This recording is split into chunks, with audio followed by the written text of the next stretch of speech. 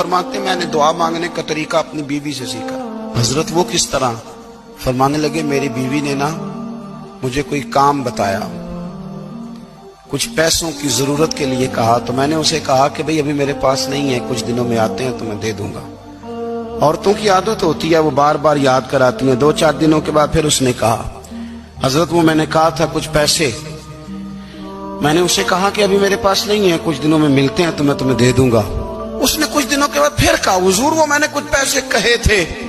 فرماتے میں نے ڈانٹ دیا، میں نے کہا کہ کیا تو روز مجھے شرمندہ کرتی ہے، کہا نا میرے پاس نہیں ہے، ہوں گے تو دے دوں گا، تو روز یاد کراتی ہے۔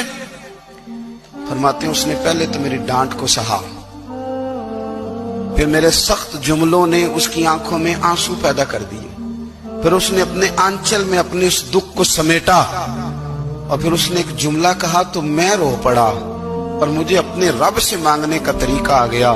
مجھے کہنے لگی حضرت جی آپ نے ڈانٹ دیا، میں نے سہ لیا، پر آپ ہی میرے شوہر ہیں، بتائیں نا آپ سے نہ کہوں تو میں کس سے جا کے کہوں۔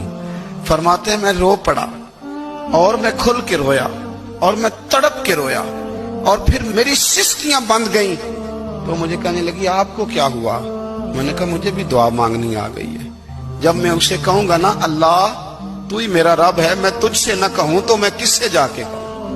میں کیوں کسی بندے سے سوال کروں؟ میں کیوں کسی دنیا دار سے کہوں؟ میں تیرے بندوں کا، نیک بندوں کا وسیلہ لے کے، تیرے محبوب کی غلامی لے کے تیری بارگاہ میں آیا، تجھ سے نہ مانگوں تو کس سے مانگوں؟ سمجھ آ گئی ہے؟ جب میں اس رنگ میں مانگوں گا تو پھر رب میرے اوپر بڑا ہی فضل فرمائے گا۔